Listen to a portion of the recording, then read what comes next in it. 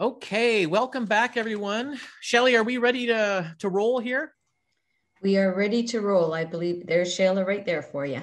Wonderful, wonderful. Well, I'm going to introduce our next presenter. Chéla Breckon is a disruptive lead expert focused on rural community development strategies and owner of With Chéla Inc., a firm specializing in rural communities, women in business, diversity and inclusion, non-for-profit excellence, and corporate training. Working with clients in broad sectors, including municipal governments, advocacy, charity, settlements and integration, military support, and entrepreneurship, Chéla has led change and improved outcomes for these organizations. As a licensed intercultural competency trainer, Chéla also brings expertise to organizations, employers, and communities. I've had the pleasure of working with Chéla for a number of years, and I'm always excited to hear her speak. I always learn something new. And I also want to congratulate Chéla on being nominated this week for our Royal Bank of Canada Canadian Entrepreneur Award. So congratulations, very well deserved. And the platform is yours. Oh, thank you so much, Matt. It's always nice to be introduced by a good friend. I really appreciate you getting through that massive bio, but this conversation today is so critical, and I just want to start off by thanking the panel this morning. Absolutely so grateful to have you guys here from that really wonderful professional perspective of what you're doing. It's great to learn about what other communities are up to. I've been working in Renfrew and Leonard County for quite some time with respect to looking at why rural communities are not progressing at the same rates as urban areas, and what we have to look at collectively to solve those problems. Because ultimately, I believe at my core that resourcefulness is typical of rural areas, and that absolutely we are sufficient and abundant to solve these problems together.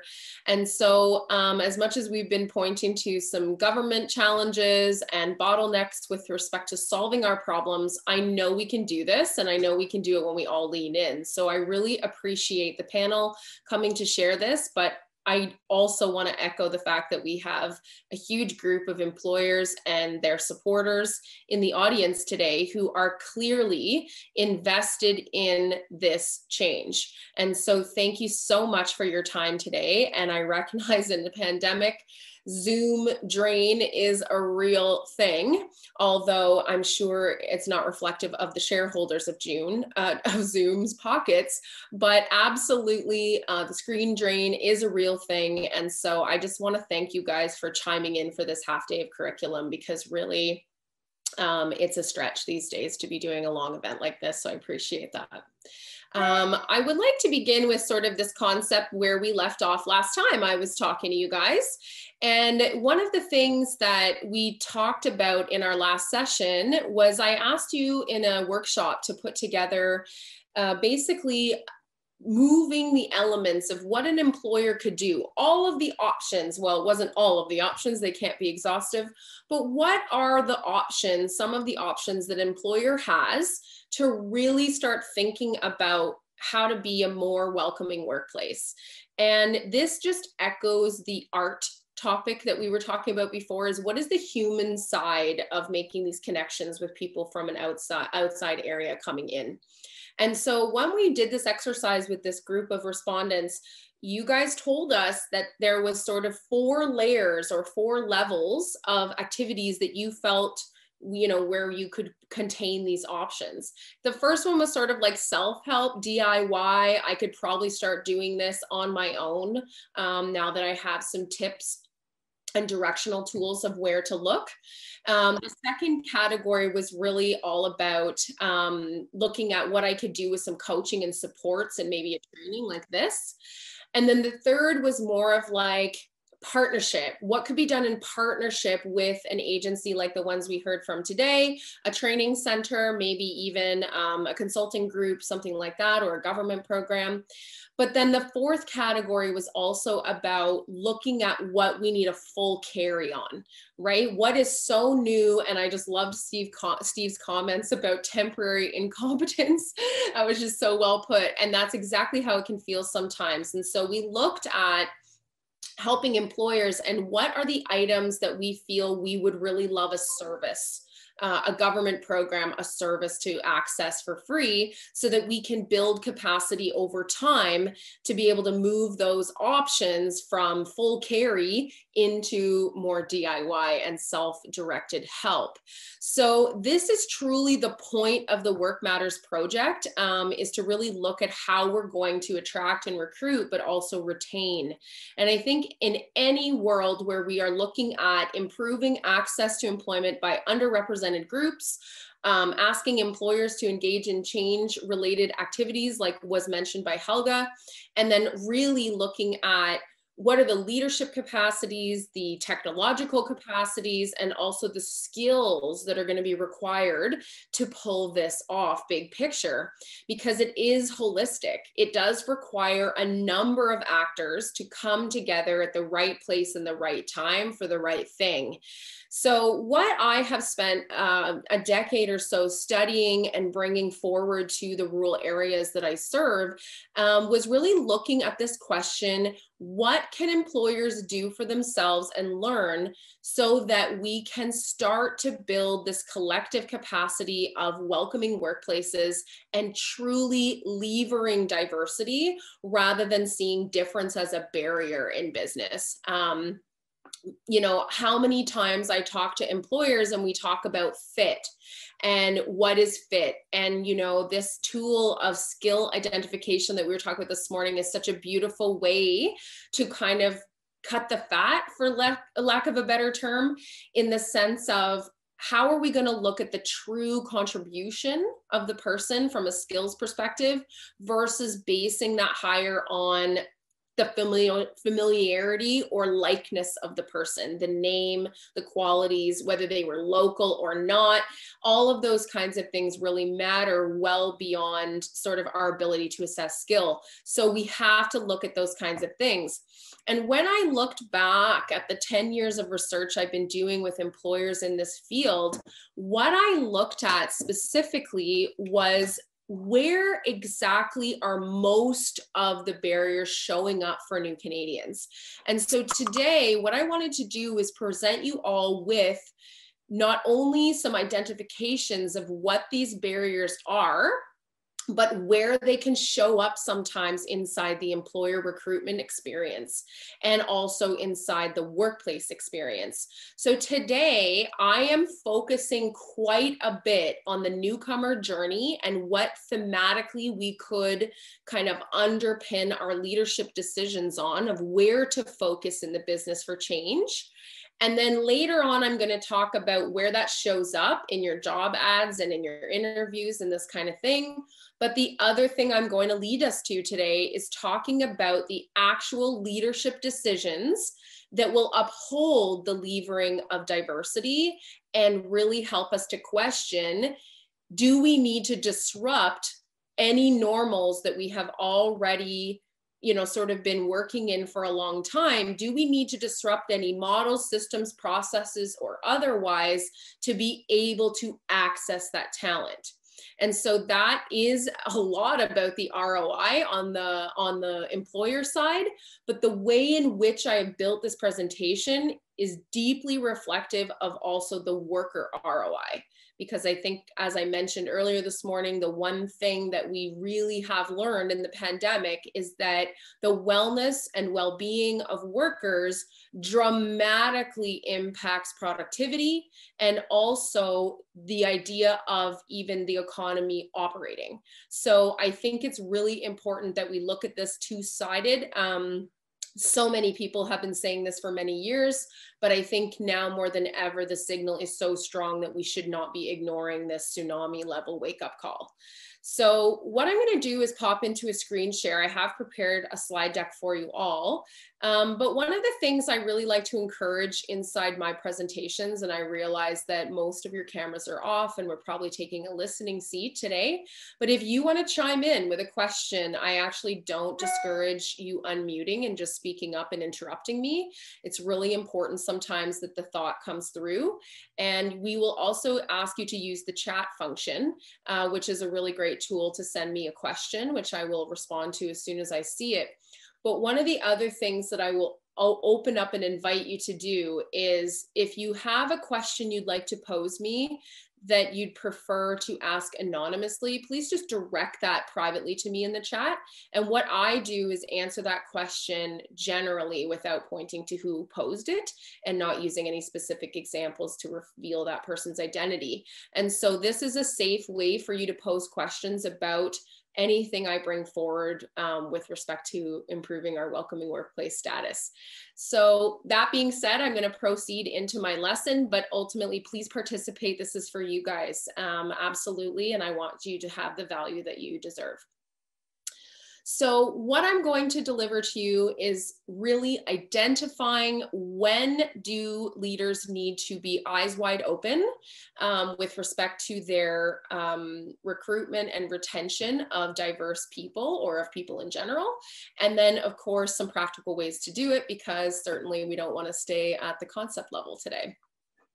So one of the things that we underpin at my firm and with all of the research that we have done is that this word reciprocity. And that's actually why I piped forward and spoke about worker ROI this morning, is that we must understand that, you know, one of my sort of personal truths is that I reject the idea of a work-life balance, because often for me as a woman in business, work is life and life is work. And so we know instinctively in our lives that we have brought personal issues to work, and we have also brought work issues home. And so I often see that this is a way that we can view simply that whatever experience individuals are having inside the workplace is potentially 8 to 12 hours of their day where they are experiencing sort of social, emotional, or internal realities about their sense of belonging, their feeling of value, and also their motivation from those things to perform. And so when we look at reciprocity, what I want us to realize throughout the presentation today is that a two-way street view of a welcoming workplace is the foundation of a welcoming workplace. It is the baseline of understanding that if we do not adopt a reciprocal view of leadership decisions that affect people, we are simply mobilizing people as an asset rather than an unlimited source of opportunity. And so this is a really critical part of the conversation that I really want everybody to explore, is this idea that when we choose, when we make decisions as an organization that affect people, we must consider their lens. We must consider the impact on them, or it is sort of surface level reality. And I know I'm preaching to the choir to our panel today, but I think in the audience, we all know this at a human level. And yet sometimes there are expectations inside the business world that make us to feel like we should not look at that exactly. So what I'd like to present next are the particular things that show up statistically in the research findings across the board that keep candidates, newcomer candidates, out of employment in Canada. The number one thing barrier-wise that newcomers experience is English language ability. I recently wrote a business plan for a social enterprise in Kingston for an immigration agency there, which the entire purpose of the social enterprise is to provide employment and language training concurrently that is directly related to the workplace terminology. So this particular company is a cleaning company, and the first language courses that the employees will take as part of their employment agreement is to focus on cleaning terminology and basic conversations with the client. And so that is a really excellent way to look at how am I going to, as an employer, improve that person's skill in language and understanding as we go through the employment journey. But definitely without having, and in the world of English language training, there are these things called Canadian language benchmarks, which basically mean what is your ability in English with respect to reading, writing, speaking, pronunciation, all of these kinds of things. So it's measured it's measured in a system across Canada, how that's measured, but really those kinds of pieces of information, that actual number tells us a lot. When I'm teaching newcomer women in the same Kingston area about their business startups, we have a baseline CLB, Canadian Language Benchmarks level, that they would require to enter. And if they don't have that, we pair them with interpreters or language training to get through it.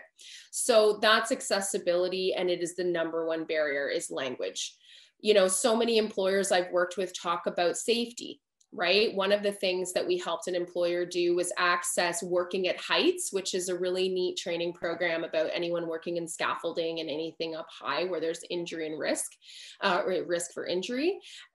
We had that off. We made that available in Arabic and other languages so that we could properly inform workers about their rights and safety, and also to prepare them with the correct equipment and knowledge to uphold that.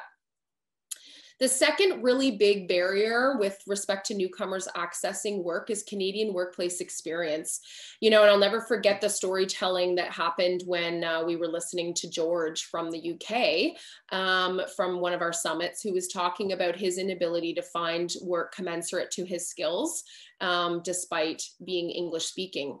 And so this is a true barrier, and it's sort of chicken and egg reality, is that how will someone gain Canadian workplace experience to gain Canadian workplace experience? So we often push newcomers into volunteer opportunities or lower paid internships, or even at an entry level to deal with this barrier. One of the things that I see as a critical opportunity here, and that is clearly emerging as a best practice, is actually helping newcomers to mobilize sole proprietorships and corporations to leap over these barriers. Namely, a program that I run in Kingston called Hire Yourself deals exactly with this issue. But then we move into credential assessments. You know, I was talking earlier this morning about doctors driving Uber while we look and recruit actively here and spending lots of dollars on that.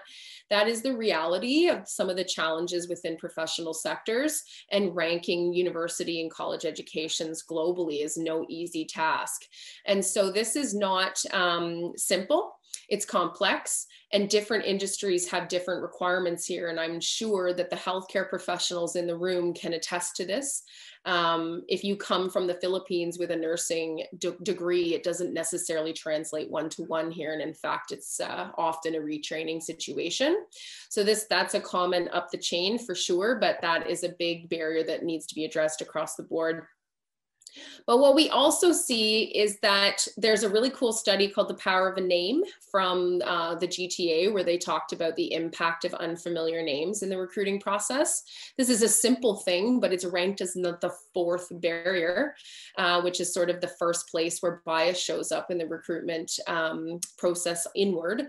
And then there's cultural difference, you know, the realities of the normals and what was normal before in your workplace in Thailand, and then what is normal here, say in Pembroke, Ontario.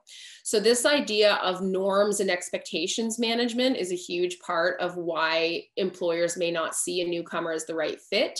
It might just seem like too big of a leap with respect to what we understand about their normal experience before, and they of ours. And then there's the reality of our own personal bias, you know, and I use this word bias, and sometimes it comes forward as a nasty word or an ugly word, but it's just a human condition that we're all built with, that absolutely we talked about in the first presentations that I made several months ago. But this bias is human and natural. And I think the most important thing for employers to understand is that we can monitor for it. We can really build tools, systems, processes, and tables that reflect a filtration of our decision-making. And that is a group effort that requires collaboration and true investment in challenging and questioning assumptions. And that's sort of the last statistical reason why newcomers fail to achieve employment as often as Canadian-born individuals. Now, this is where it shows up in the employment side, the employer side, right? So it's actually the language of the job ad that begins this conversation, which job boards or platforms you use to post that communication, And then there's, of course, the resume analysis and shortlisting processes that are in place once you receive those resumes. This is also a highly sort of area for opportunity. And then the interview, which really boils down to several different considerations: how you use the space, the questions you ask, the information provided to navigate to that site. All of those things often we don't really think about. One of a really clean example about this that I can provide to you to storytell my way through this point is that one time I went to a family health team in Arnprior, and we were doing a presentation there with some doctors and nurses and frontline staff about these exact issues. And one of the things they told us was, you know, what the address was and where I was going to go. But what I didn't know is where to park when I got there, and sort of this whole idea behind the way that their parking system works. You actually need a loonie to get out of this parking lot. And so just this sort of simple contextual information about how to navigate my way to this appointment that was really timely and that punctuality mattered. Providing that kind of information is a really simple way for the interviewee, when we go back to PlaySpace, to really see that you care about them navigating some of the unfamiliarity of a new place. So that's a really an interesting thing. In the Hire Yourself program, for example, we take a photo of the facade of the building that we're located in, so they can find us, because some of the individuals that we work with in this training program actually come from countries where street names and addresses are not a thing. It's more about sort of this high context of knowing where to go already. And if you don't know someone to help you get there, you might be lost. And so we must understand these cultural realities and how they impact our perception of the person. And if they were late because they couldn't find the address because they weren't looking up to read numbers instinctively due to the normal experience, that could be a judgment that we place and score on the interview. Then we have the probationary period, which is often that period of testing skills and seeing if truly the values and the mission of the organization are aligned. But we also see this showing up in performance appraisals and promotion, right? Who is seen as a leader and why, and for what reasons? That is a really important thing. And we also see here performance appraisals often, diving into personal preferences that the leader has instead of true job performance. And so that really, and when I say performance appraisals here, I think for the 9 or less employee SMEs in the room, this is not necessarily a formal documented process. This could just be you noticing a slippage in performance and wanting to talk about it with the employee and correct it. So although I'm using fairly HR specific language there, I don't necessarily mean that you're going through that formally. So one time I was listening to someone talk about fit, and this is really where a lot of the elements from my previous slide show up. So if I was to say, what is the right fit to you for your organization? Sometimes people speak to values. The healthcare providers in the room might speak to caring. I think of the nurses who have been driving themselves sort of into the carpet during COVID, and how much they are selflessly giving to the community to care. These kinds of characteristics might come forward if I asked a question like that. We also heard a lot today about skill, right? What is the right fit? Well, you should be able to perform the work. Anything that we determine to be fit is really super subjective and sometimes objective. And I think it's important that we examine that critically because, sometimes I hear stories about smaller communities preferring to hire someone simply because they are local. I used to hear this story about some of the communities in Renfrew County that if you didn't have a family tombstone with the name on it, you weren't local. And so I think there's quite a bit of realities in the local community where it's maybe who you know, not what you know. And sometimes, from my perspective, I've actually personally experienced that as a newcomer to the area 10 years ago. And I think it took me almost a year to find my first job as a well-qualified person born in Canada. So I think those realities of local preference and who you know is based in trust and this reality that we kind of connect local and small town context as part of our identity, and that if we pull someone in that doesn't have the same or similar identity, we feel that that would just be an immediate misfit. You know, I will never forget the day I was a very young consultant and I had booked my first municipal gig to teach them about strategic planning, or to conduct their strategic planning exercise. And one of the politicians involved walked up to me and said, "So you must be that fancy consultant from Toronto." And this was not a compliment. This was it was a statement to say that you aren't from here and I know it. And actually, at the time, I was living in Deep River, and I mentioned that I did live in a small community and that I do understand the rural context. And so I think just even what we wear, what we say, how we appear, all of those things do kind of signal fit, but they, you know, are often wrong in the reality of bias and unconscious bias. So what I really am boiling down to here is that for all people, and this is not just anyone new from outside of Canada. This is not just someone who might be living with a disability. This is not just someone who has been living on the autism spectrum. This is for all people. And so what I would like to do is just reflect on this image here. And the way that, as a leadership trainer in the equity, diversity, inclusion space, the way I think about this is super simple. In the way that we do business, every business owner, employer, manager, leader, typically we understand what are the keys that unlock the success of the business. You know, when I did a process about a year ago when I started developing my new product lines, I really was diving into what is it that was bringing about these results. You know, what I was mapping back, what really was producing my results in business. And so as I mapped back sort of the best wins of my business experience, what I really looked at was three things. You know, that if I was upholding great relationships, I was continuing to learn in my body of work, and then I also had really smooth client systems and processes, absolutely we were winning. So I think it's important to recognize that these elements, the things that unlock the success of your business, are sort of like the very specific outcomes we're driving our employees towards or asking them to step towards.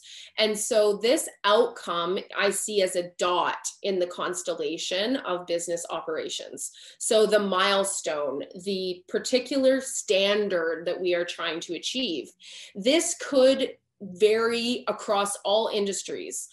If you are a retailer, it might be your standards on customer service, that you get back to people within one day, okay? Because you understand as a business owner that timely, responsive communication actually makes the client feel nurtured, and so they spend more. And so this thing is a standard or a dot in the map. As a manufacturer, it might be the product quality, right? The absolute meeting of a standard with respect to the quality or the construction of the product. It might even be the assessment of the supply that has come in and where that needs to be successful at the customer level, at the consumer level. So the outcome, the dot in the constellation of your business activities, is the thing to care about and to base your skill identification requirements on. And so that's essential.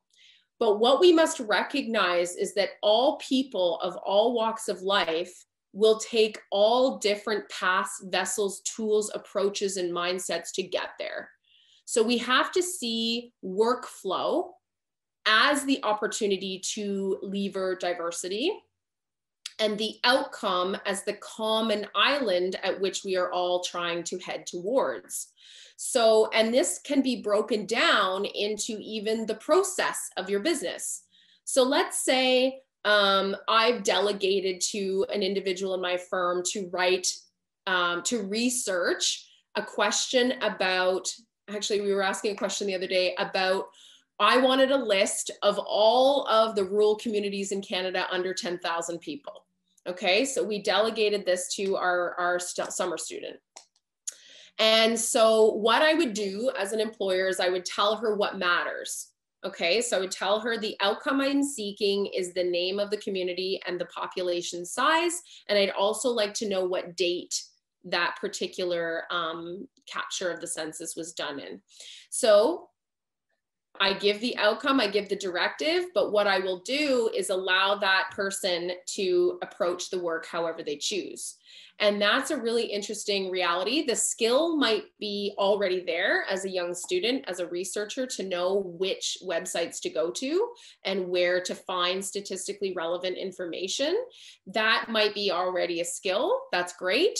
But if she uses Google, or she goes to the library and digs it all up manually, or all of those things, the workflows, whether she does it at 7 a.m. or 7 p.m. or whatever, in an Excel sheet or in a Pages sheet, or, you know, on a jot form, wherever, whatever the tool, the thinking, the processes, and the ability to approach the work, this is often where I see leaders trying to funnel workflow.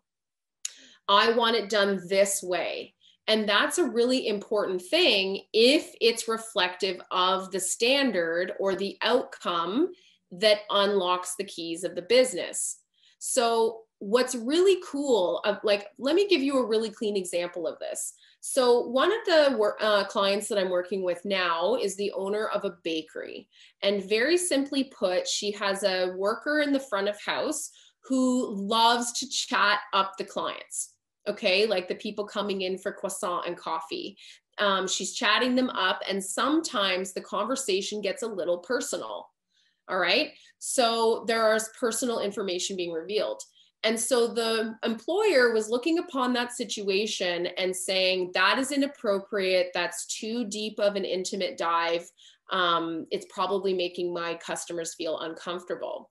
So she felt compelled to correct that person's approach to customer service and what connection looks like at the cash register. And what happened was this person stopped doing that.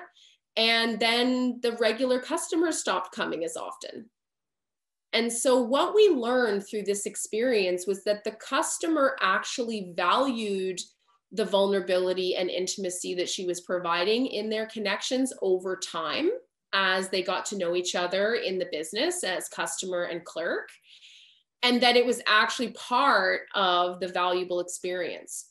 And so the owner's perception on that particular thing in this setting sort of sent the signal that that was derailing the business flow. And yet when we look at the evidence, we can recognize that it was enhancing it.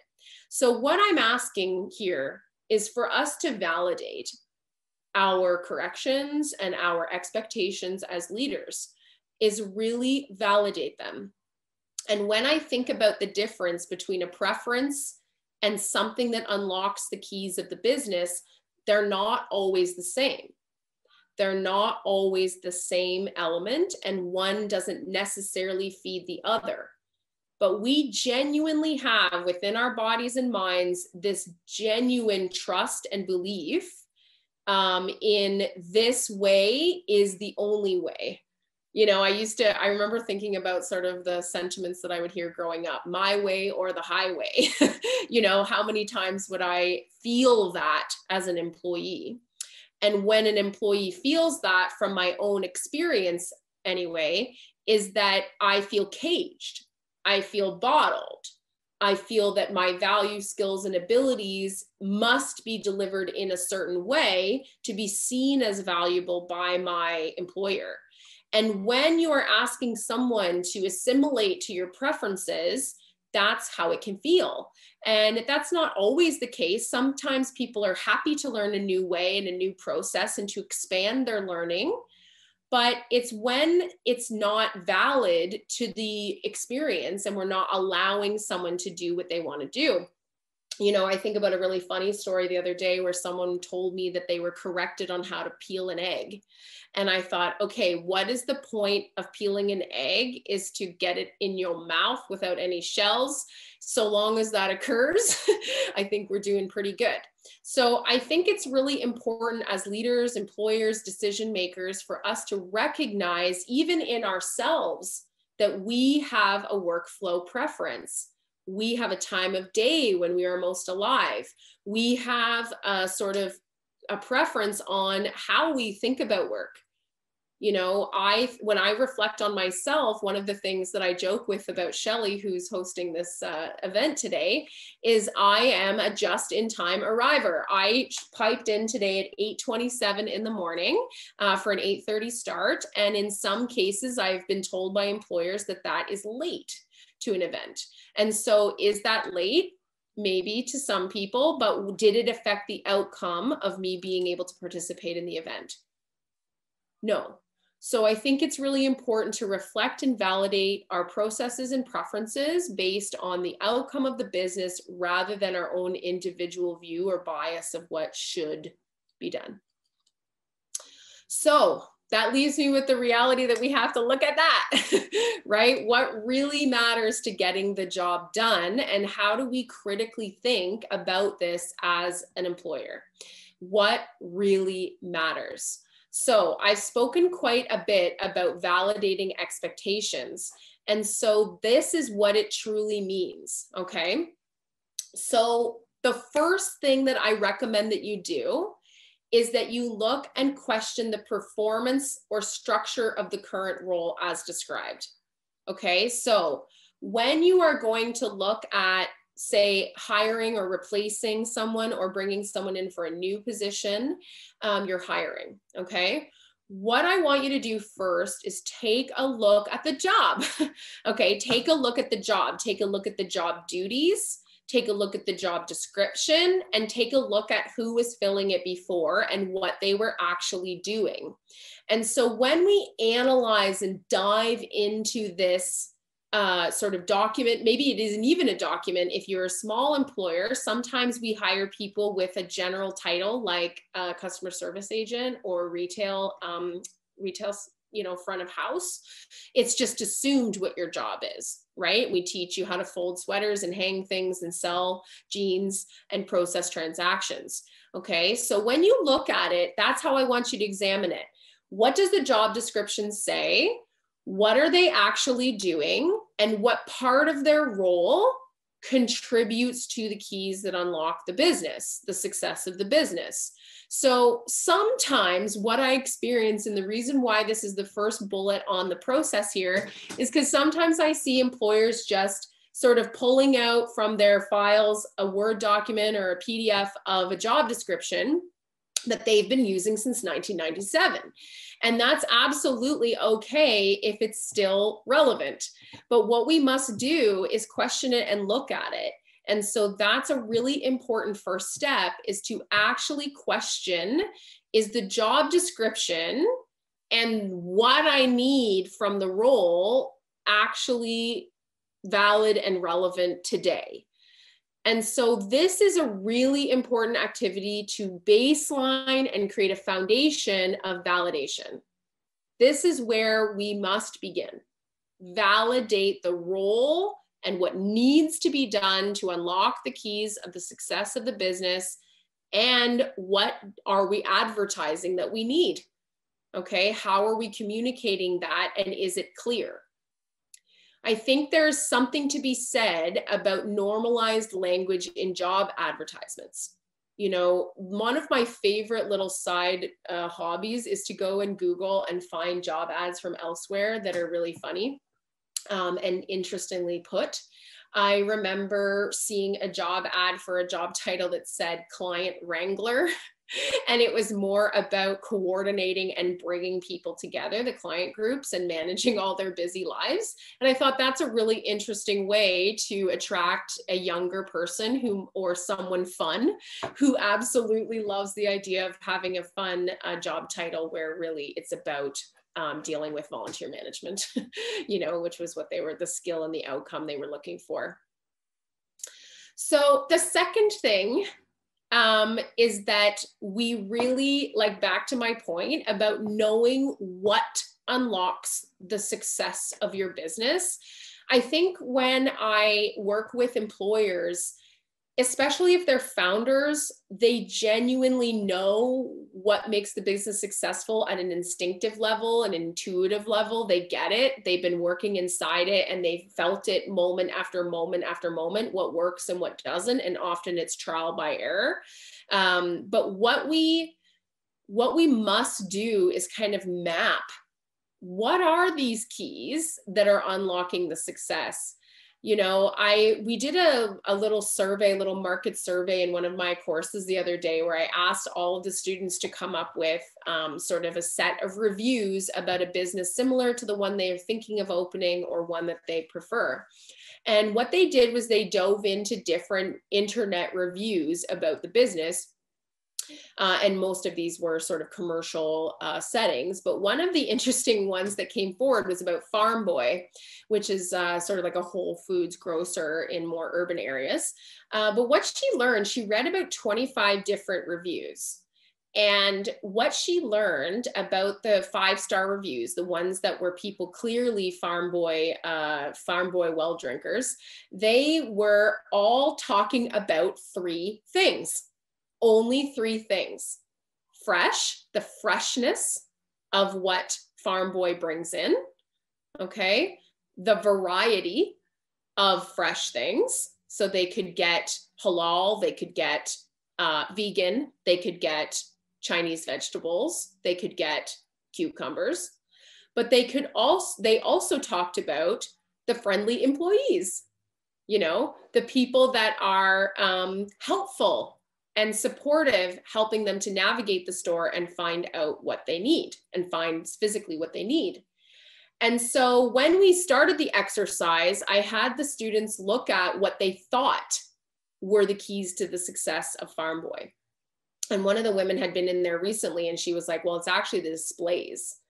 It's the displays and how clean the store is and how beautifully they stack things and that it looks kind of like a farm and it's a barn and it's all about the feel.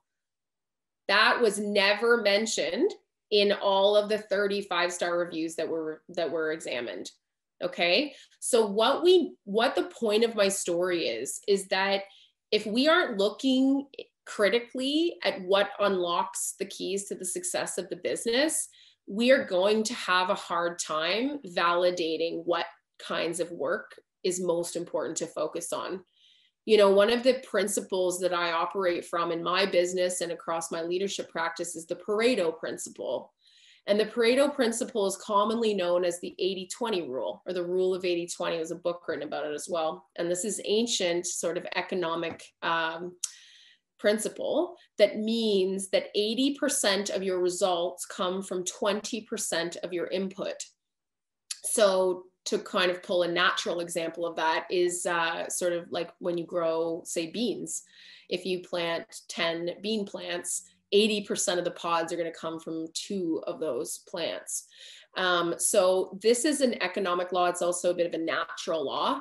But what we can use this for in our business is to see what are the 20% activities that we do as a business that unlock 80% of our success, 80% of our revenue, 80% of our ROI. And so when we look at that and actually reverse engineer it, we can really validate, we can really bring forward the valid perspective of what matters, you know, what matters actually. And then we compare that to what we thought mattered. So once we kind of look at, you know, what I think as a leader matters to what the data is telling me matters, that can correct some of my awareness and insight about what I should be hiring for. And maybe even I would adjust the role at this point, right? So when I think about the person I've hired that's already in the job or someone that I'm looking to retract, what I'm thinking about is comparing against those findings. So if I know that having a really sort of approachable, smiley person in customer service is unlocking the success of the business, because I know that it's been validated by my research and analysis of the customer outcomes, then I can go ahead and look for those things when I hire. Okay. If I haven't validated it, it's an assumption. And so the assumptions are sort of the danger category, or the place for questioning, because this means that, is this about me as a leader and what I think this plus this equals this? Or is it actually an opportunity for me to look in at the person I'm working with or looking to recruit? And is this an opportunity for them to step into that and really make it sing? One of the really neat experiences that I've had that helps to exemplify this is working in the field of sport management. So I've had the great privilege of helping a number of nonprofit youth sport organizations to mobilize and improve. And one of the things that we look at is how they hire coaching staff.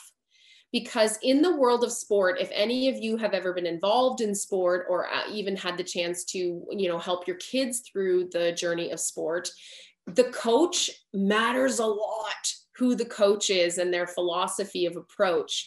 And when you work a sports organization from what we call a coach-centric model, where the board or the organization is purely supporting the coach in their ability to connect and support young people, they can then be empowered to touch thousands of lives, right? To really impact the youth and the children they are leading from a great place of health and teamwork and all of the great values that come along with sports management, or involving in sports participation.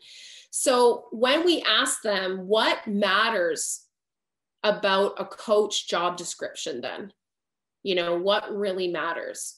And then we started to build this map. And actually, we went ahead and asked this question to the board, which is the parent group. And we also asked this question to the kids. And what we learned was that the list of items that the parents, the board members, the decision makers of the organization had were absolutely the opposite of what the participant, or in your case, the client experience was, the kids, what they thought was important. So what I had on the organizational list was technical experience, having the sort of winning record, wins and podium experiences, having X number of years in coaching, having X credential, and then there was a credential around safety, first aid, okay? But all of those, except for the safety, first aid one, were not what the kids had, okay? So the kids had something like keep me safe, right? That was definitely there. So the credential was that. But the kids didn't really talk about whether the coach had won a bunch of, national titles. What the kids told us they really cared about was that the coach would be fair, and that the coach would see them, and that the coach would not measure them against others, and that they were absolutely the kind of person that would connect with them and listen to them. And so we started hiring based on that. And this organization went from 40 members to 140 members in 2 seasons, because they focused their personnel activities and their recruitment on what mattered most. And they learned that pairing with an incredible skills acquisition partner, trainer, right? Someone who can teach the technical side of the sport, they paired that with the baseline reality of what mattered most: connection, ability to talk to kids, right? And then they started building interviews and settings that reflected testing that thing, that valid baseline, that absolute thing that mattered. And so instead of having panel interviews where the board members would sit behind a table and the candidate in one chair in front of them, they brought the candidate to the swim deck. They brought the candidate to meet the kids, and they asked them to just hang out with the kids and then teach them something. Pretty simple stuff, right? Because that focuses on what matters most, what the kids valued, And that was not, we were not able to discover that as an organization, as a group, unless we looked at what unlocked the keys to the success of the business. And in this case, yes, the parents were dropping the dimes on the programs, but I don't know if you've ever tried to get a kid in a car for soccer practice, but if they don't want to go, it's really difficult, right? It's really difficult. So really the customer is the kid, you know, in the end. So when I think about that process, that's where I see bullet 3 really coming forward, is compare what you learned about what unlocks the success of the business, and then compare it to the role that you are seeking to fill. Get validated.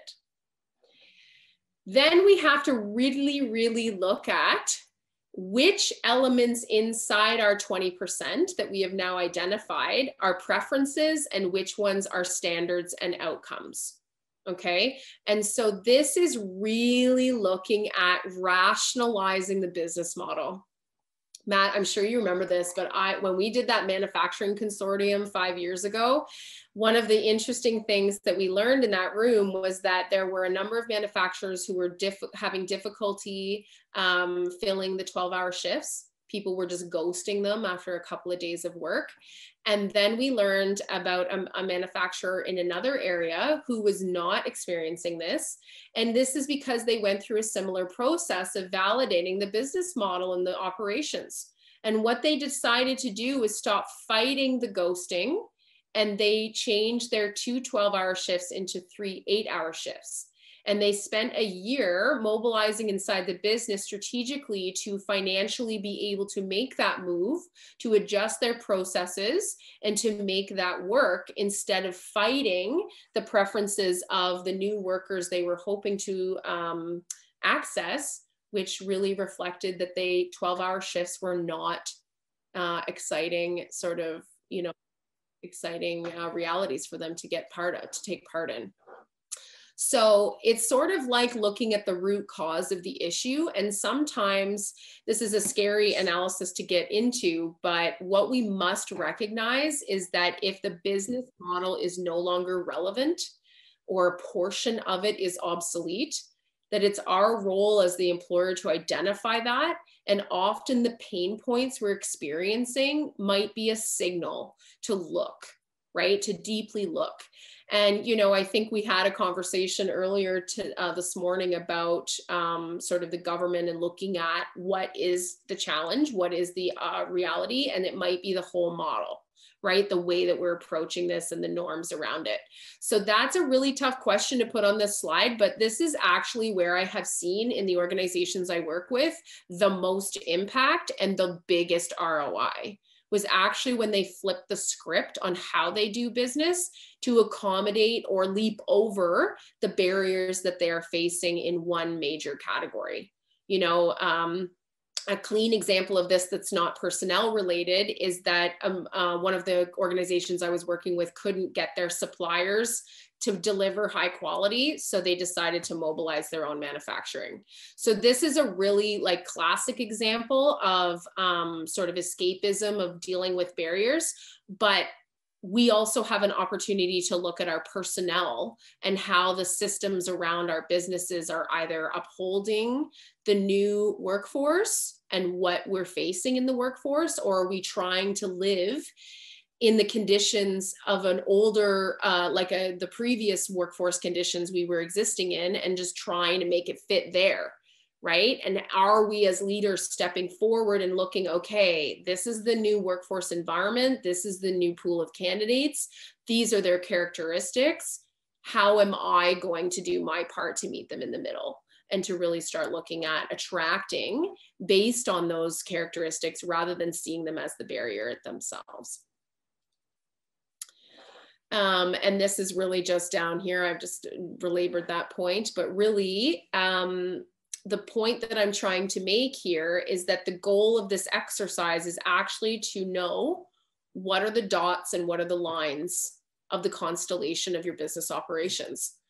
So the dots, again, are the things that are the standards, the outcomes, the milestones that unlock the keys to the success of the business.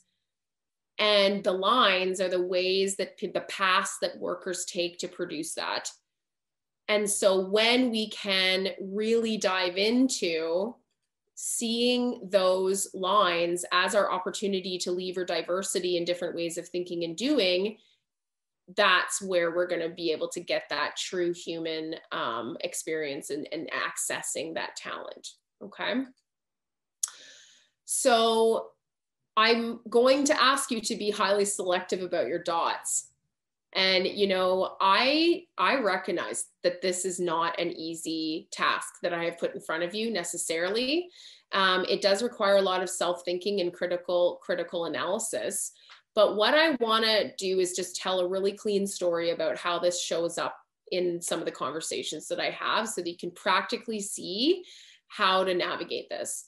So one of the conversations we had was with a group of professors who were experiencing difficulty getting their certain ones of their students to show up on time for the practical component of the learning. And this particular group was actually studying to become estheticians, spa service providers in the future. And the lab component was really, really important because it was pairing up with another person in the class to actually try performing the skills on. And so being on time was a really important part of that, because if your lab partner didn't show up, you actually didn't have someone to wax or to paint their nails. And so this whole idea of punctuality was the main pain point that the professors were experiencing and talking to me about. And what they shared with me was that they were trying to tell the late students to class, you know, you need to show up. And they were trying to really sort of inflict sort of a consequence or a punishment on those students for not doing that. And they saw that as their solution. And so what we did was we went through that slide and we went through the process and we validated the expectation of punctuality. And so what we did is we looked at it in a couple of ways. The first way they wanted to look at it was who's responsible or who benefits from the learning. Right? And in this case, yes, it's the professor's body of work and their job to teach and their job to have students succeed. That's their goal. But we also had to recognize as a conversation in the conversation that the professor actually doesn't have control over whether the student absorbs the knowledge, uses the knowledge, applies it into their future career. It's outside of the circle of influence of the professor. So that was the first thing we had to understand, is that I do not control what my students do with what we teach. And just because I taught it doesn't mean they learned it either. So we have to really understand that first. So that was the first place we looked at. So the point of that first place was to recognize that the student is paying to play in post-secondary. So it's their choice if they choose to, you know, sort of use that investment in the way they want to use it. And the other reality is that it's not in the control of the professor to make that happen. They can't force it, right? No matter how big the stick or the carrot. And so what I want to say next is what we looked at next was how is it affecting others? Okay, so the other reality was that the lab partner was kind of getting left behind. So what we did was we talked about maybe we can pair the chronically late people together, right? Maybe they can both be showing up with less time to produce, and now they're okay because no one's sort of sitting and waiting. But what ultimately all of these sort of questions and critical analysis boiled down to was we really had to look at why is the student in the program? Why did they make the investment? Why are they showing up? And why is my role as professor part of that journey? And how do I fit inside that why? And so what we looked at was that most of the students in the aesthetics program reported that their goal, their personal objective, their personal ROI on taking the course was to get employment or open a business in that sector in the future. And when the professors looked at themselves and their sector as experts, they knew that the keys that unlocked the success of the salon was making sure that the appointments flow on time. And so what we did through that process is we validated the need for punctuality, that expectation of the student or of the worker. We validated that expectation by the key that unlocks the success of the business, because that's why they're in the course, is to be successful in that kind of business. So what we've done is we've connected the expectation to the ROI of the worker, which is what matters in a student setting, or the learner in a student setting. Okay, what matters for the professor was different, but it absolutely did not resonate or connect with the student, what the professor cared about. Okay, so what we must understand is that the worker is going to know exactly what they can do and how they can do it. And that doesn't mean that they don't want to learn or grow or improve, but we must respect that there's a difference between the skills that I can perform and how I innately am driven to perform them. So what I want us to really understand here, simply put, is that people will approach things in diverse ways due to their previous experience, normals, and absolute dramatic difference in different areas outside of Canada.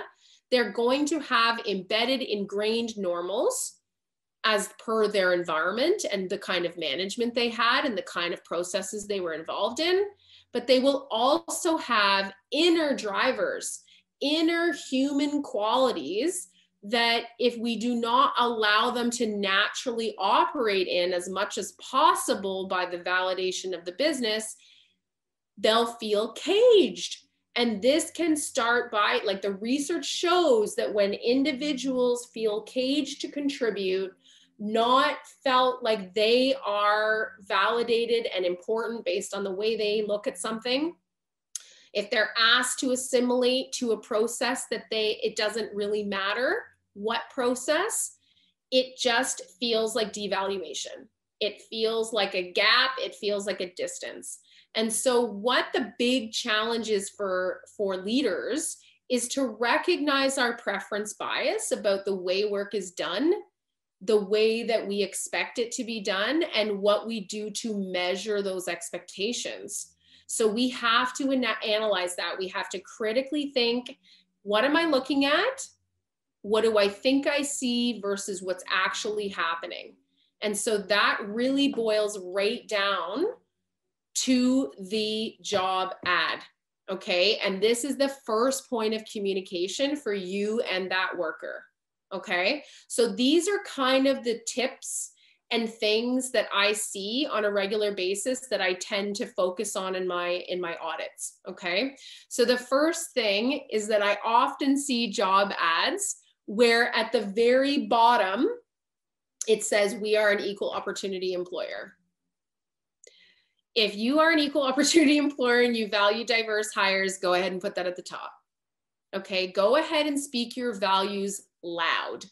You know, part of the whole reality of candidate branding that Shelley and the crew have really been trying to explore in these events is this idea of fit being maybe more at the values level and skill delivery level. So I think it's really important that in your job advertisements, you actually look at where are your values expressed and how are they expressed? And can you ride or die by those once they get inside? Because there's nothing more disappointing than a flashy candidate brand that can't be backed up inside.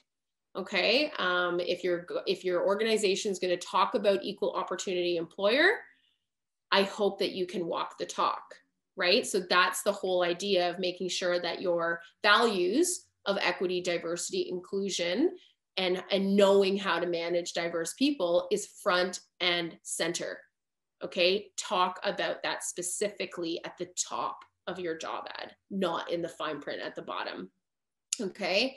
And when you are speaking to values, I'd like you to try and connect it to the worker ROI, right? Can you connect what you stand for as a brand, as a business, and the way you make decisions? Can you connect that to what workers value? right? So if you value diversity and you have put that on your job ad, you might want to back that up by saying, we help to make referrals to community agencies to help you with your navigation of our community.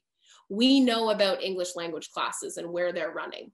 Okay, we offer a lunch and learn language conversation group every single Tuesday. Okay, so what we want to do is demonstrate in the job ad what exactly they'll experience there. And I think it's super important to really reflect on the language that we're going to use there. Use candidate language. Use English or French that is going to be approachable and accessible to the type of client you are seeking or candidate you are seeking. You know, I think it's so important that we kind of step into the mouth of the candidate, right? When we are putting up a job ad. Because if they can't see themselves like a mirror in the ad of why you are right for them and why they are right for you, it's like the scroll stop reality of Instagram. If you're not stopping in the scroll, it's not computing. So we have to really see job advertisements as a branch of our marketing. We have to see it as a real commitment that our messaging, our positioning, our language, and accessibility to it matters, especially if we're trying to recruit diverse people. You know, sometimes I'm not even speaking to debasing the English language, but there's something to be said if you are seeking entry-level worker and you are using academic language in the job ad. It's important to recognize the disconnect between the purpose of the job ad and the roles and responsibilities of the person that would be attracted to that job. How are we going to use language and things that make them excited to respond to it, right? So that's a really important part. But really, this third part is about listing human characteristics that describe the dots and what is needed to achieve them. So when we talked about the students in the aesthetic school, that was a dot. We determined that punctuality was a dot. But what's really neat is about expressing that outcome, that necessary standard, with a bit of rationale in the job ad, right? So we require people who have a reputation of punctuality. This is because our clients depend on you to be here on time, right? And that it's part of our success. So, you know, maybe it wouldn't be those exact words, but implying that this skill is necessary for the job function. And that is what we're focusing on.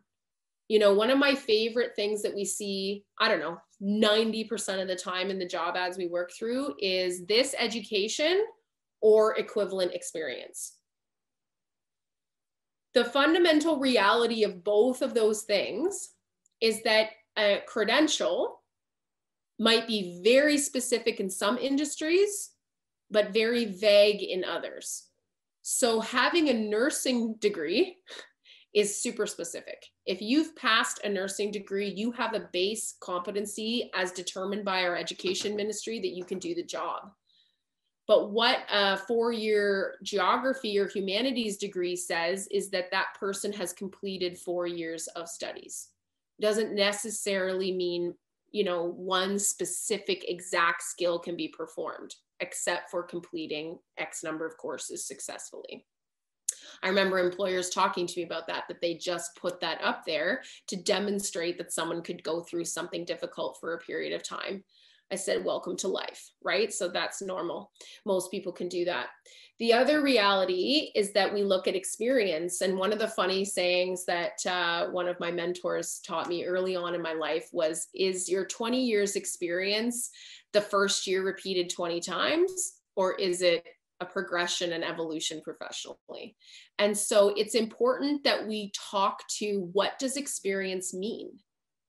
What is the point of putting this education requirement on the job ad? You know, I think about these things a lot, because one of the things that's really interesting about what I observe employers doing is they will take the best server on the restaurant floor and they will promote her to the supervisor and trainer of the restaurant staff. And they have not assessed the person's teaching ability, her desire to be promoted to a role like that, to have her tips removed, and maybe even the fact that she doesn't feel comfortable in a leadership role. So we often promote because we see the star performer, but we haven't assessed, is that the right move? Are we going to reduce our performance on the shop floor if we take her off the floor and move her into a supervisor job? How is that going to affect her life in remuneration with the tips being shut down as the top performer? So although as a leader, we might see this as like the best opportunity, we're trying to promote you, we're so excited to offer you this, and she's just deflated because she knows now she has to manage a bunch of people, do all the hiring, figure out a training system, and now lose all her tips. So I think it's a really important thing to really think about, what are the sort of necessary skills, the things that matter inside a job, and are we looking at that critically when we promote, recruit, and hire? So this is where I like to look at alternatives, right? What is it that you could do that would demonstrate this skill to me rather than the credential? So can you perform it? Right? So when we go into like group interviews and case study interviews and practical interviews, these things absolutely tell you if you can perform a skill of writing a press release, okay, on the fly in a 2-hour practical or an hour practical, okay? But what it doesn't often do is reveal the way that people approach work and the way that they form decision-making or problem-solving pathways.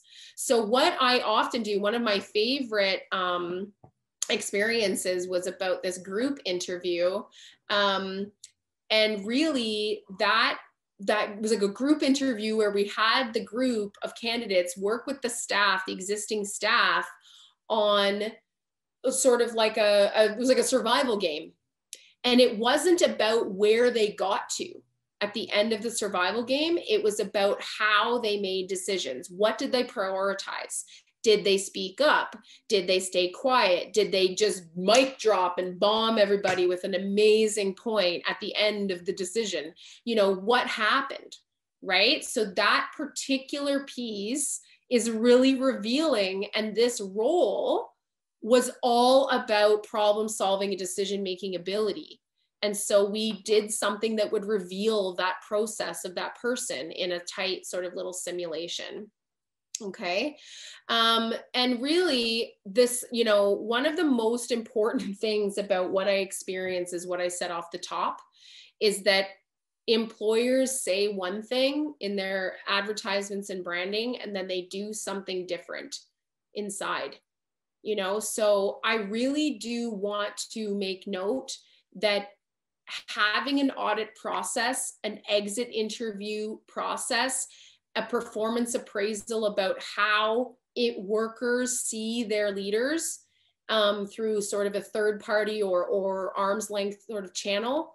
This is really rich information, because I cannot tell you how many times I have been inside an organizational environment where senior leadership was blind to middle management leadership deficiency, and it wasn't revealed until they started talking to the direct reports of that person, right? Because oftentimes senior leaders are looking at the middle manager to tell them how things are going, and they're using performance metrics to measure that, but then they're not necessarily looking at downward of how that came about.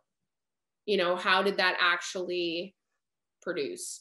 And so this contradiction between what we say we're doing here and what we're actually doing here is fundamentally in the responsibility, the lane of the owner, of the CEO, of the top decision maker. And I think that that is a blind spot that sometimes we must really examine.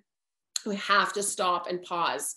Just because my experience at the senior leadership table, because that culture is great, and we're super collaborative and supportive and see everybody as valuable, does not necessarily mean it's like that at the ground level.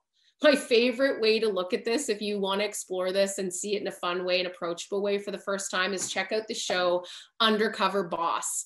It's really revealing to watch a CEO that was sort of, you know, in the boardroom at the top, disconnected to the ground level, and what they experience. They go undercover as a worker that's like thinking about changing career in disguise, and they experience what their company is like at the ground level. And am I suggesting that you strap on a mustache and get down onto the level? No, but what I do want you to do is have a data reporting mechanism that captures that experience and that shares it with you without bias and filter from your management team that might be held responsible for any shortcomings in the reporting. So the fifth and sixth element of this sort of job ad reality that we're talking about here is that you should always kind of refer to the way the interview will be conducted in the job ad, because what we have found is that over time, you know, employers, they get normalized. Okay, it's a job ad, it's screening resumes, it's this kind of interview, it's this template of questions, and then it's this screening process to determine the result. But what's interesting is, like, we can't be outside the bottle. We can't read the label because we're inside the bottle as the person holding and developing the process. And so what we have to do is really think about, what does that look like outside the bottle? So one of, you know, the points I made about the immigrant women program I run in Kingston for startups, we take a picture of the facade of the building so that they can easily find it when they come off the bus or the transit system in Kingston. And that was really helpful, right? And we put that right into the onboarding of the program information. And so even just describing what the interview is like and normalizing that and really sharing that context from the inside perspective outward, this is a really important part of it, where you can really sort of dive into, this is what you could expect. This is what we expect of you. And this is what you know, don't be surprised. This is what's happening. So this does give the candidate more time to think about that. And when you then reach out for the interview, they might have more information already to assess that pre-arrival stuff we were talking about.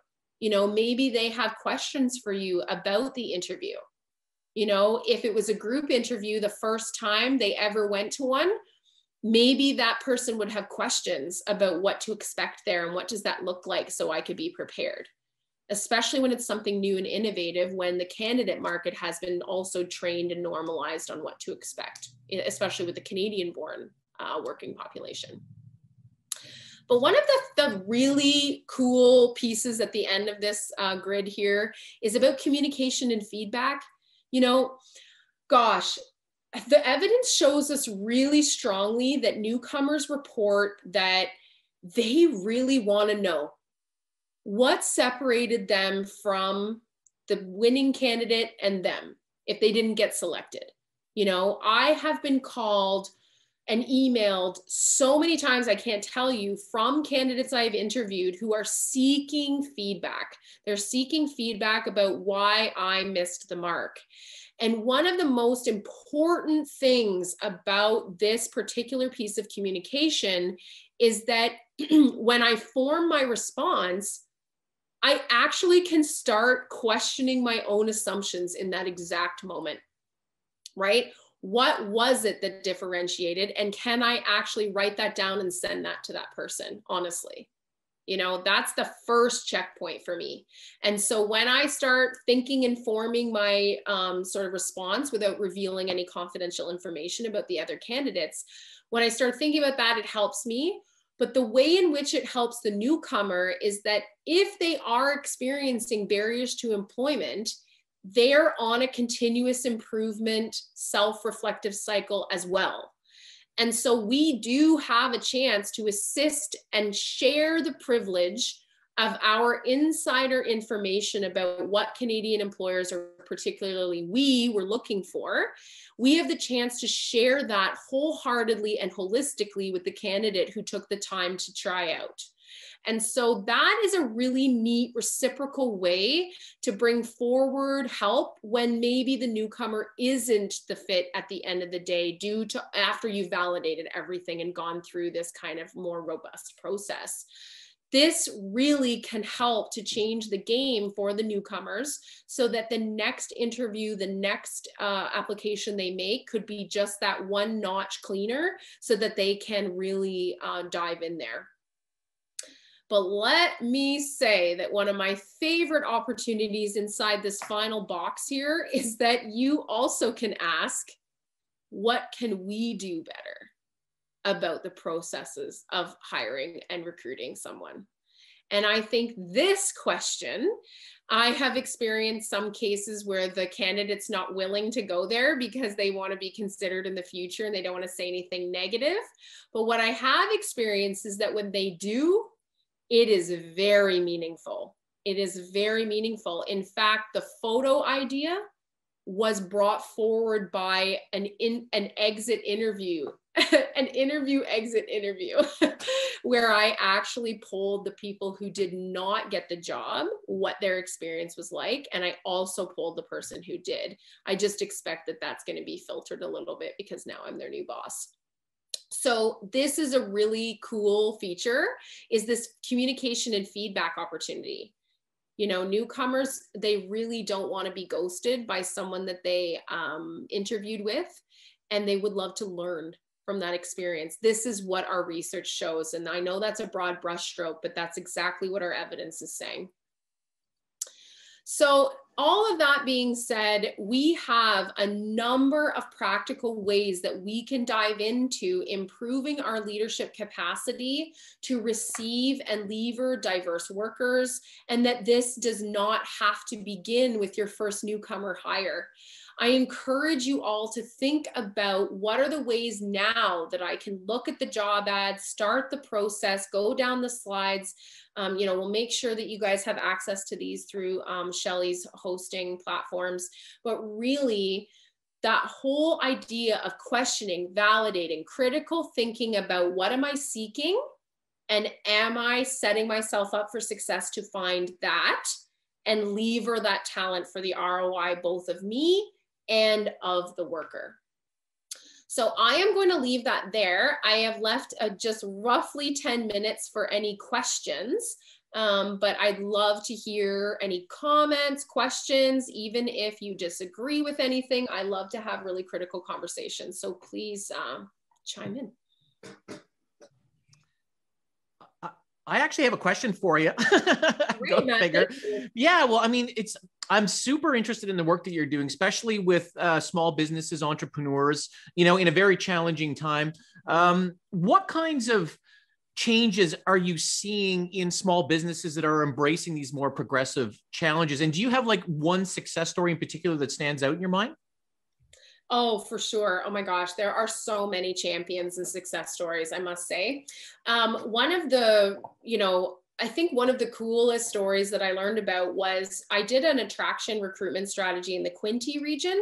It was I think it was 8 counties came together, and I was able to do some mining into what employers are doing. And one of the cool companies there is Highliner Mushrooms. They are a big mushroom producing sort of organization, and they hire newcomer workers on a regular basis. And they funded transportation and English language course access for their new hires. And they worked with the English language service provider in their community to tailor the lessons to the language that they needed to learn first inside the organization. And they started with safety, and then they moved to job skill, and then, you know, they're moving on to everyday community navigation. And they also paired that with a connection at a social level for the employees, little lunch and learns of cultural sharing, where they're talking about what was their home experience like and what is it like here. And then the Canadian born workers were sharing with them about how, like, the context they needed to kind of navigate the community, recognizing that it's not just about work, it's about family life and feeling at home. Cool, thank you. Do we have any other questions out there for Chéla? I don't know if you want to just unmute and ask a question, or if you want to type in the chat, feel free.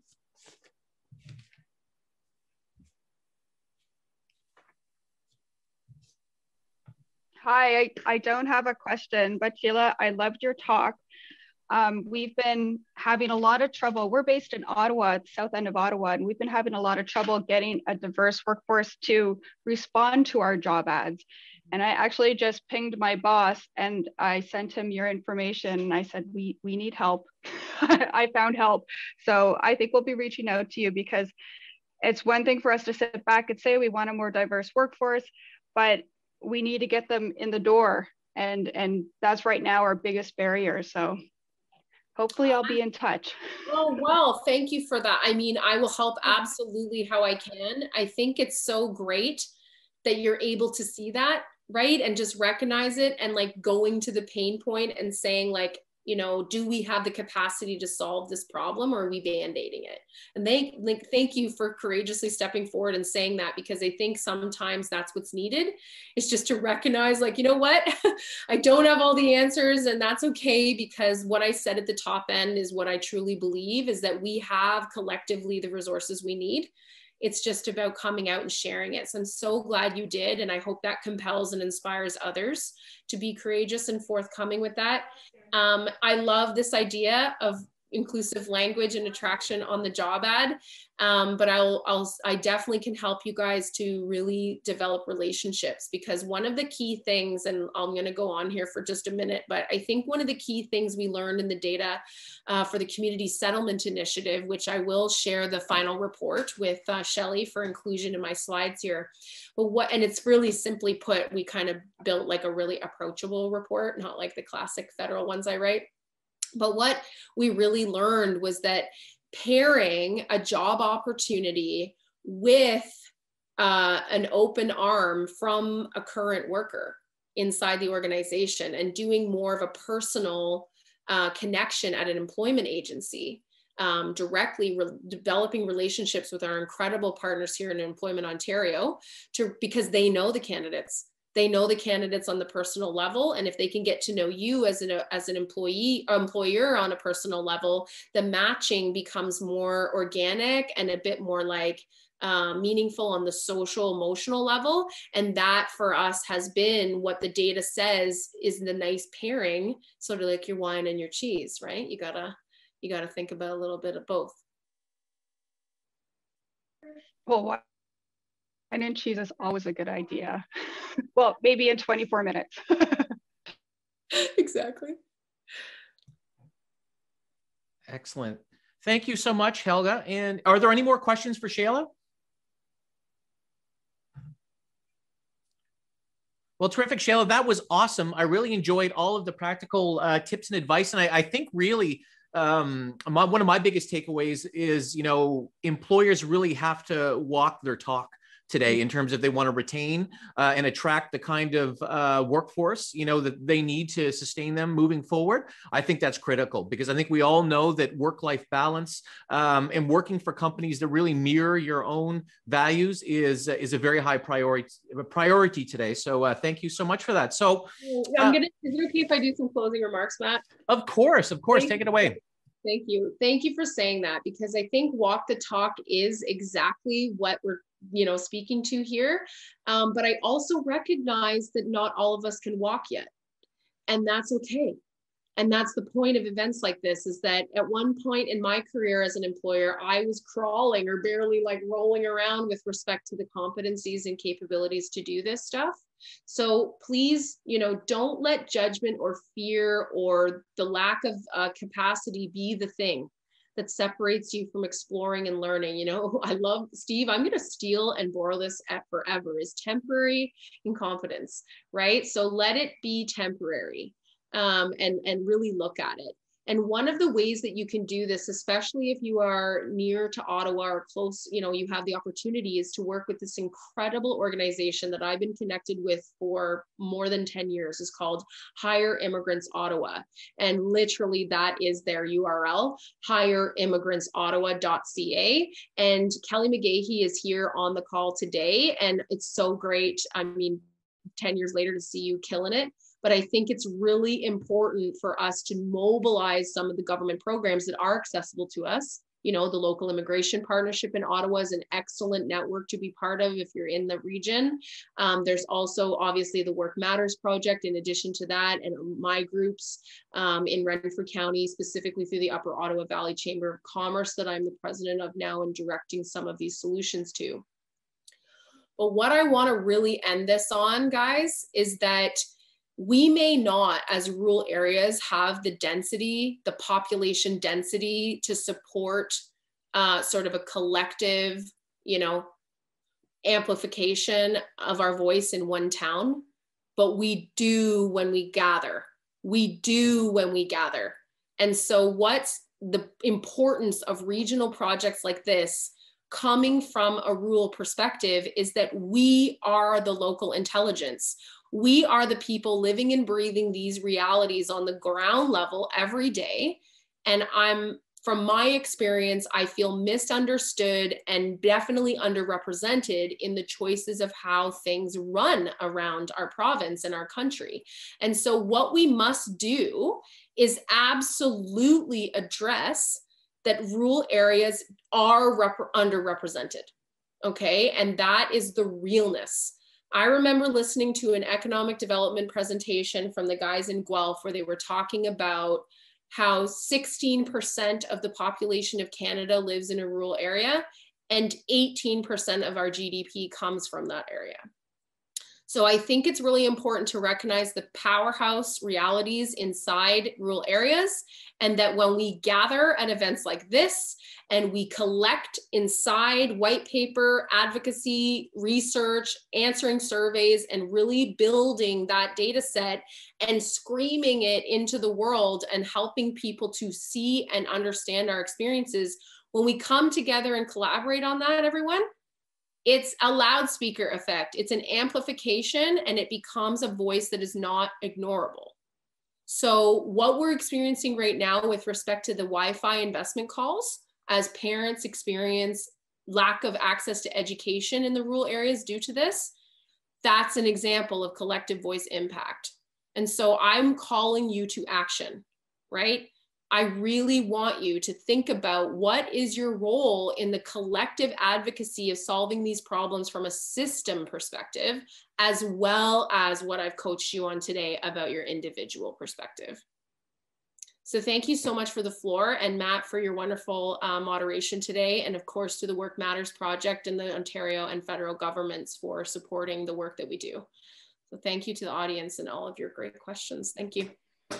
Wonderful. Thank you so much, Chéla. As usual, that was fabulous. And that is actually a wonderful segue into our next topic. I think you are 100% right. There is power in numbers in terms of being able to express what's happening in our communities. I like the fact that you mentioned local intelligence.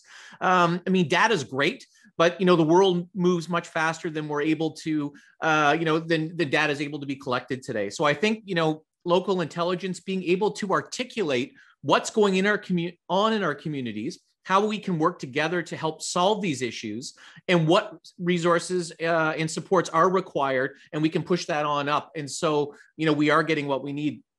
The last and final piece in the agenda was this is kind of something that's near and dear to my heart. For years, I ran the workforce planning committees in both Renfrew and Lanark County. And I know how important this work is when we do come together, like Chéla said.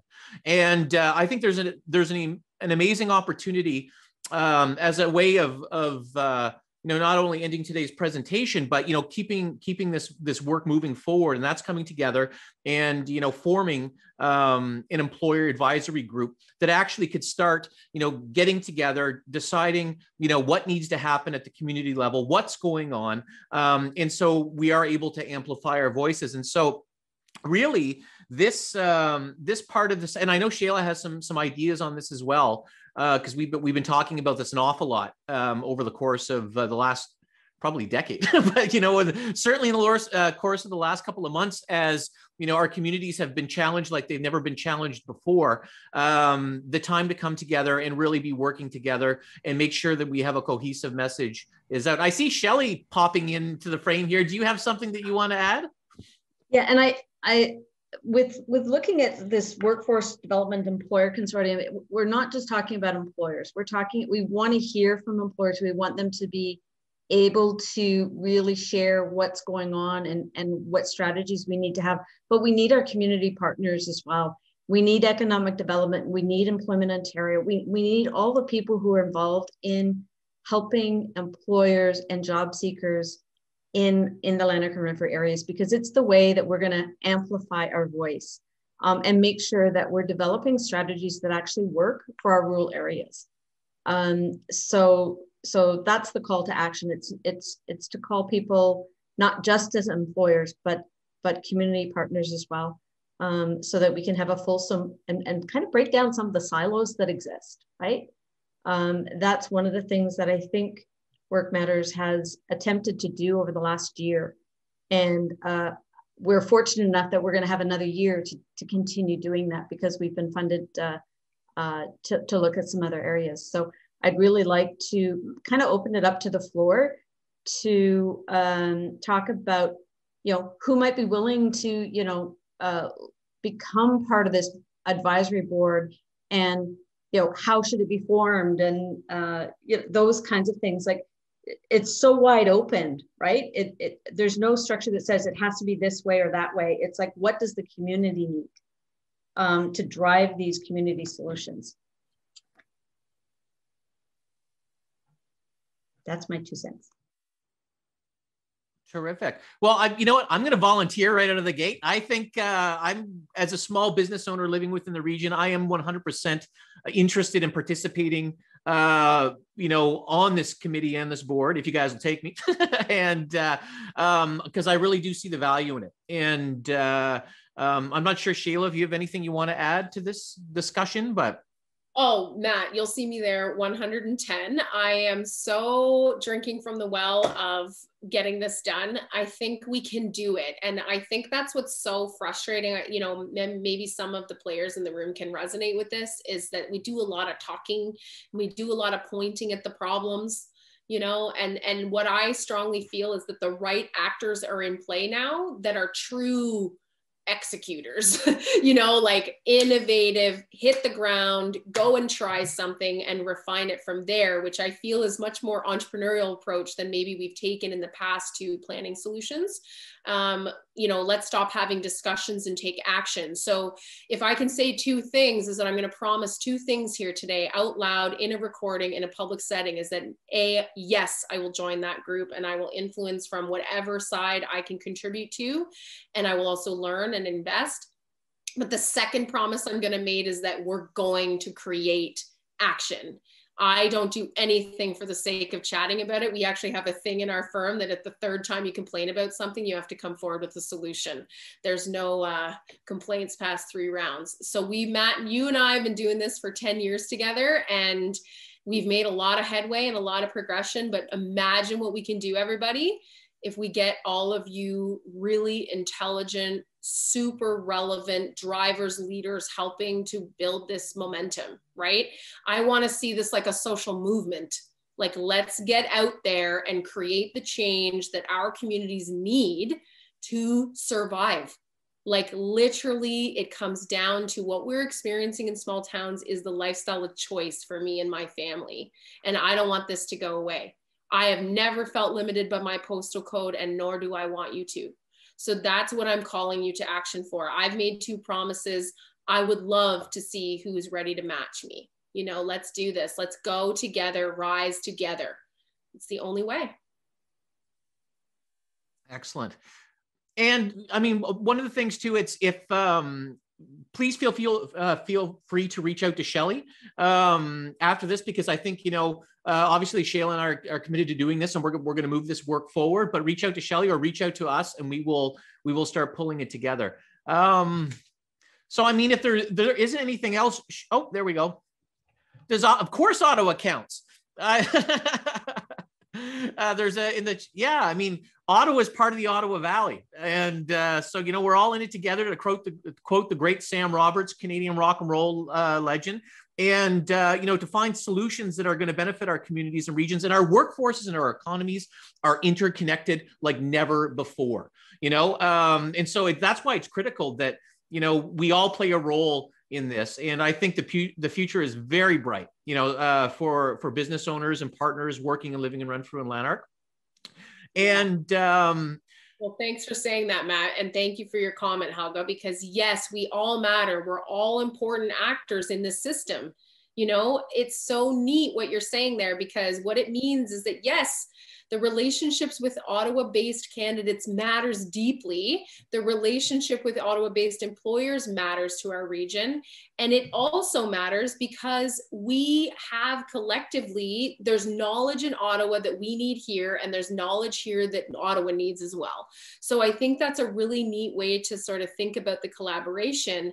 But what we also know, Helga, is that a whole bunch of city dwellers are pulling out and remote working at employers that are place-based in Ottawa, and they're serving remotely. So we are literally interconnected now through the cyberspace, but also now through our human contributions through those signals.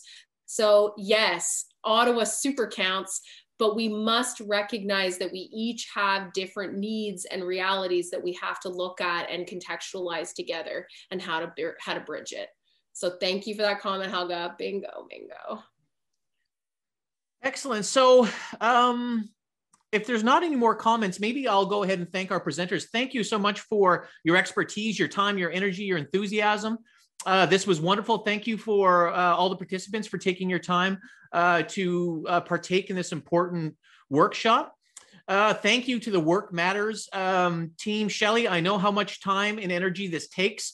I mean, this was take two. We had, because of COVID, your group has been unbelievably resilient and flexible in terms of, you know, making sure all this important work, you know, moves forward in these really challenging times. So on that note, Shelley, why don't I throw it back to you for final comments, and we will let everyone go a little bit early. Great, thanks, Matt. So I just wanted to highlight a couple of things. One is, I mentioned earlier at the intro that we have a program called Pathway to PSW, where we are training developmental service workers and personal support workers in Lanark and Renfrew counties. If you are interested in that program, want to learn more about that program, please reach out to me, and I will get someone to chat with you about that specific program. But one of the other things that's happening is Work Matters, as I mentioned, is continuing. We are going to be focusing on early childhood education and skilled trades for the next year, as well as we do have some solutions that we're trying to get funding for this whole leadership development and branding piece that Chéla has highlighted a little bit today. And also we're looking at possibly some funding for how to attract immigrants, newcomers to our Lanark Renfrew area and bring them out of the cities. So those are things that we are working on.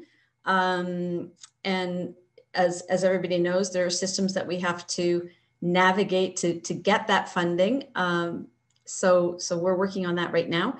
And I would just like to say thank you to Michelle and Steve as well, just for highlighting that, advanced technology and the fact that technology has a role to play in our future, and that it's had a role to play for years, right? So that was a very interesting, that concept of, technology is taking over the world. Well, it's always been, taking over the world in different capacities. And to really understand from an employer perspective, where do you start? You don't have to have the big machines necessarily and automate your entire plant or any of that. It could just be, I think there was somebody I was talking to yesterday that said, a big transition for them was going to DocuSign. That's technology, right? That's improving your processes and delivering better customer service, because in COVID, how do you sign documents without something like Adobe or DocuSign, right? I had an experience with RBC Canada where I had to navigate getting the document, getting it signed, getting my co-chair to sign it, because they didn't have DocuSign or Adobe Sign, right? So it's thinking through those things. That's technology, right? So when Chéla is talking about looking at your processes, it's recruiting processes, it's Why do we do what we do? And where are, I love the word that Chéla used, our pain points, right? Where are our pain points? That's what you need to focus on, you know, and the expectation is not to do it all tomorrow. It's how do you build towards your goals and what you want to achieve. And any employee or job seeker that sees you trying to move in the direction of where society is today, that's going to help you attract. If you're starting to make those changes, staying the way you have for the last, 30 plus years, it's not going to work. You have to make change because the workforce has changed. So that's what Work Matters is about, and trying to help support you. And so I hope that people here, as well as the ones that weren't able to make it today, can really consider joining us in this walk, and that we want to hear your voices. So please reach out to us.